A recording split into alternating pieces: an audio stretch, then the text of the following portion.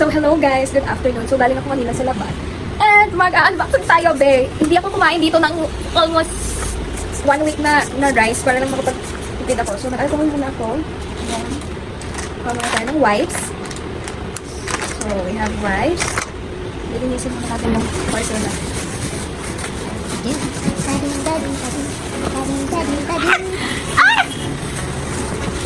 Bakla! So, we're going to open our parcel. Guys, hindi talaga ako kumain dito for almost a week para lang mag-save ng money for this. So, hindi ko muna mag-sacrifice sa mga foods. Kumain muna tayo. Kasi meron akong problema. Yung problema ko is, yung lutuan ko, ginagamit ko pang luto. Laging sunog yung rice sa puwet or sa itaas nang hindi siya luto. So, ayun. So, bumili na lang talaga ako ng rice cooker. So, we're going to open this one. So, let's sterilize na ito.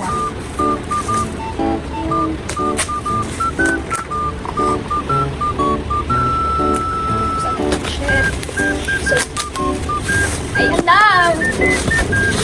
Okay, careful handling. So, ayan. Sobrang big niya. Okay, open natin. So, this rice cooker.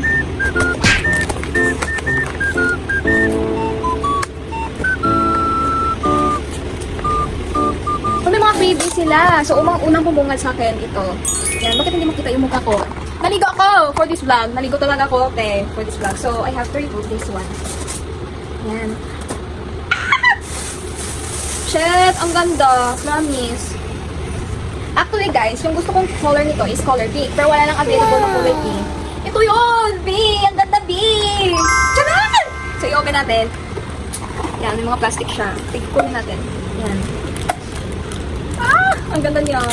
Pak! Wow. Ayan.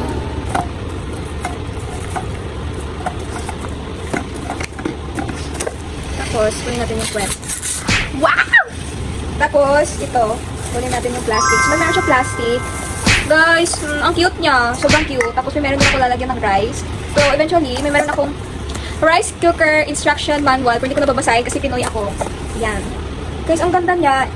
Sana hindi siya masira agad. At matagal ko pa sanang magagamit ko. Pero ang ganda na, promise. At sobrang cute niya. So, ibabalik ko na. So, ito yun. Rice. Tapos, i-close natin. Hala, ang cute niya. Tapos ano lang? Ito siya. Wow. Yan. Yan. Tapos, gaganyahin mo lang. Para ma-open. Tapos, bakla, ang cute. Pero parang bakit medyo may meron siyang crown dito. Pero okay na siya. Guys, I'm very happy kasi dati kasi, tinitignan ko lang to. Sabi ko, hindi ko to siguro mabibili kasi medyo pricey din yung 600 pesos. Tapos pag-iisipan ko ba, bibilhin ko ba or hindi. Kasi wala naman kasi akong, wala na din kasi akong parents na which is, nagbibigay ng money for me. I'm just a self-supporting student, so I'm very proud of my small achievement. I'm very happy for having a rice cooker. If you know me guys, very matakaw sa rice and then I eat a lot, sobrang dami kong pakainin. Ang OA ko, mas marami akong pakainin. Kung nagsama tayo, masasabi ko talaga, grabe talaga akong pakainin. Nakakahiya, pero I'm so happy. O, diba, mabalik-balik.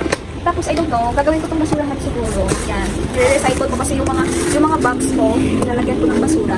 Yan. Finally, hindi na rin masusunog yung rice. So, kasi yung ginagamit ko na lutuan. So, wala siyang, kung titingnan nyo, wala siyang, ganyan lang siya. At sobrang bilis niyang uminit. Tapos, hindi siya agad-agad ang hirap kung mag-Tagalog guys ha. Ang hirap. Paano ko sasabihin? Mahirap, yung level of heatness niya. Wah, ang heat na sinarn. Yung fire, di ba yung ibang lutuan, meron siyang medium heat. Parang ganon, hindi ako matalino. So, sorry. So, guys, I'm very happy with my small achievement. Sana lahat ng tao makakabili sila ng gusto nila. Especially yung mga gusto nilang lutuan. Kasi ako very gusto ko talaga magluto-luto din. Ayan.